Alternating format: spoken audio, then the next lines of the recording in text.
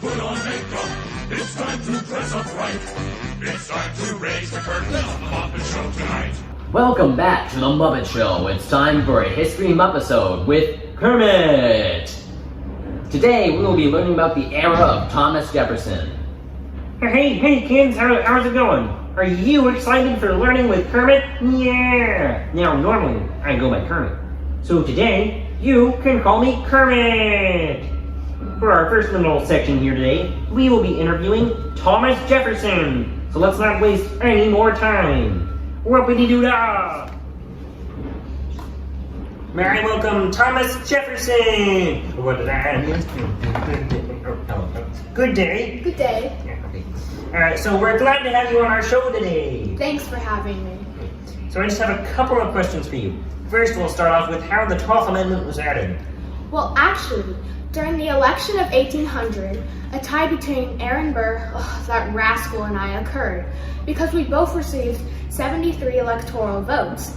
This deadlock was resolved by the 12th Amendment, which changed how electors voted. It established that electors would vote separately for president and vice president, and I won the election. Very interesting. So after you got elected as president, what was one of your main goals, and how did you achieve this goal? One of my main goals was to reduce the size and power of the federal government. To do that, I made many reforms. I shrank the military, cut the number of government employees, eliminated all federal taxes, and reduced government expenses. Did you reach your goal? Yes. That's good. How did this reduction of the federal government help the U.S.? It helped the federal government become less involved in economic affairs. Very nice. So moving on, how did you react to the Sedition Act? Under this act, many people had been convicted and fined. I ordered those fines refunded, and those imprisoned under the act were freed. That was good of you to do. Thank you. Okay, last question. How is the judicial review established? Chief Justice John Marshall used the Marbury versus Madison case to establish the judicial review. Well, what happened in the case? In the case, the Supreme Court ruled the Judiciary Act of 1789 unconstitutional because the court's powers came from the Constitution, not from Congress. This decision established the judicial review, or the authority of the Supreme Court to strike down the unconstitutional laws. Wow, that's really interesting. I know, right? Okay, well that's it. Thank you for coming on the show. Thanks for having me. Anytime. It's time to learn about how the U.S. was growing westward with our friend Meriwether Lewis. Okay, come in now. Let's go. Good evening. What was this interview about again? What was your experience about exploring the West? Well, before I was sent off on my exploration, our great nation purchased Louisiana. The Louisiana Purchase almost doubled the size of the country and provided millions of acres of fertile land in full control of the Mississippi. So it must have been pretty important. Definitely. So when were you actually sent out on your expedition?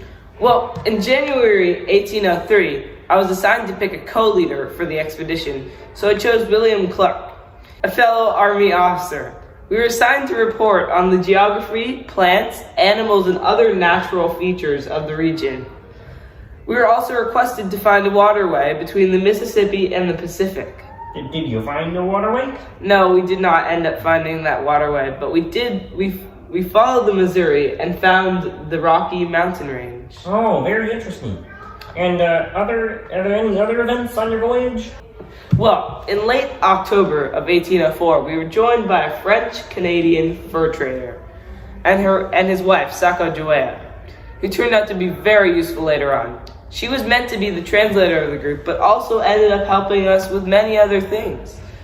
In April of the next year, we set out to cross the Rockies, which turned out to be very difficult, but thanks to Sacagawea, we were able to buy some expedition horses from the Shoshones that were needed to cross the mountains. After we crossed the Rockies, we embarked on a downriver voyage on the Columbia. After the winter we spent at the end of the Columbia, where it flows into the Pacific, we headed back home for another 6 months. Wow, those are some great tales you want to tell of. Are there any other explorers during your time? Well, there's another gentleman that I know about, and his name was Zebulon Pike, and he explored the southern part of the Louisiana Territory. He led his party towards the Rockies and tried to climb a mountain that would later be known as Pike's Peak. He was forced to return back because the weather was too cold and snowy. On his return route, he was arrested by Spanish troops because they thought he was trying to survey the land for the U.S. to take over. After a few months, he was released. Well, that's all the time we have for the early expedition of America. Up next, some problems faced by the U.S. in its early phases. Thank you, Mr. Lois. Yeah. Goodbye. Bye. And we're back. Okay, right now we're going to learn about some of the challenges faced by the United States. To help us understand this, we have a historian. Her name is Clara. Give her a hand, everybody. Hi, good evening. Shall we begin? Sure. I have prepared some questions for you to answer. Excellent. Which countries made up the Barbary States? Morocco, Algiers, Tunisia, and Tripoli.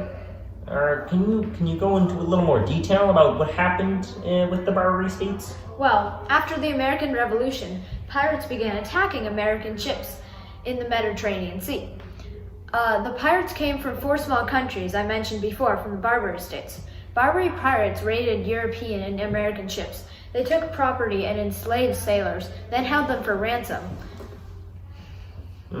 What did they do to stop the Barbary States? European governments paid off the Barbary States. It's called paying tribute.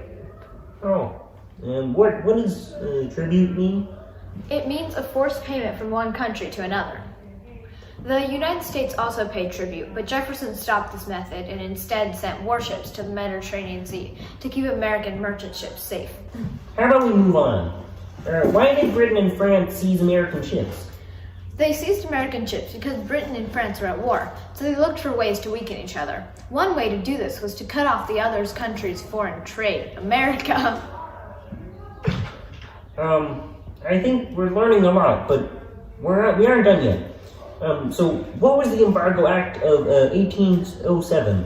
It imposed a total embargo on American ships sailing to any foreign port. The goal was to find a peaceful method to force Britain and France to respect American neutrality. And what is an embargo? A government order that forbids foreign trade. What is a negative result of the Embargo Act? That's a very good question. In New England, merchants depended heavily on foreign trade, so they were very angry. Thousands of Americans started smuggling in order to evade the embargo. Why were Americans in New England upset with the Embargo Act? American exports fell from 109 million to 25 million. Prices of American crops declined, hurting farmers and planters. Tens of thousands of Americans lost their jobs. What are the downfalls to Native Americans caused by American settlement? Diseases such as measles, smallpox, and influenza killed thousands of Native Americans because they had never been exposed to the disease. Settlers took over large parts of the Native American hunting grounds. Much of the game was driven away as farmers cleared the forest for planting. The Native American population fell, and the power of their traditional leaders declined. You have been very helpful. I have one last question before I move on. Go for it. What actions did Tecumseh and the Prophet urge on their followers? Tecumseh and Tenskwatawa urged Native Americans to resist and preserve traditions. Oh, I see. Okay. Thank you for joining us here tonight. Yes, Thank you very much. Of course. Thanks for having me. Yeah, it's been a pleasure having you. Goodbye, kids. We'll resume in just a brief intermission. Yeah. Oh, sorry. I was practicing my yoga. So for our last little section here today, we're going to be talking about my personal favorite section of this little history that we have, which is about the War of 1812. Whoopee! Okay, so it all starts off with like Americans considering to go to war with Britain because, you know, they weren't being very nice to them because they kept like arming the natives in like Canada above them, and they were also like, you know, they were impressing their sailors, which means that they're taking them captive, which is not okay. And so then like these people came up and they were called warhawks. A warhawk was someone who was supportive of the war. So unfortunately when the war did come, which it did, Jefferson's spending cuts ended up hurting the United States because they were not prepared. They didn't have a bigger military. It was shrunk. It was a bad idea. But there was this pretty cool battle with the USS Constitution, and it got its nickname Old Ironsides because it had 2-foot thick wooden hull, and so the cannonballs just bounced off the side. Whoopee. Okay. So there are also these other pretty cool battles, but like the Battle of Lake Erie and the Battle of Thames, which the connection between them, it showed that Americans, they could triumph in water battles, and they actually had ships that could triumph, and it was pretty chill. It was awesome. Now, we move on to the Star-Spangled Banner, which I hope and I'm sure that all of you know, which it was inspired by Francis Scott's time spent in captivity observing the attack on Fort McHenry. And at the end through the attack, he saw the American flag still was flying in the air, which that inspired that line if you didn't know that. Now, what ended the War of 1812 was the Treaty of Ghent. It ended, and it was signed in Ghent because it's the Treaty of Ghent. The War of 1812, the result was that it caused no immediate boundary changes, but the main result of the war was that 2 centuries of peace between the United States and Britain.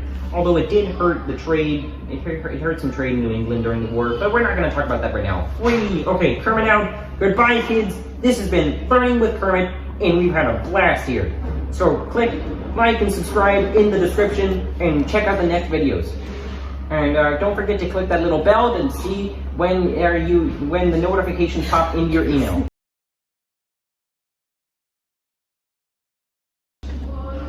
Oh, say, can you see by the running wrangler through the battles we fought, through the twilight's last gleaming, and the Rockies ring clear, their bombs bursting in air, gave up their night, and our flag was still there. Oh, say does that star-spangled banner yet wave through the land of the free and the home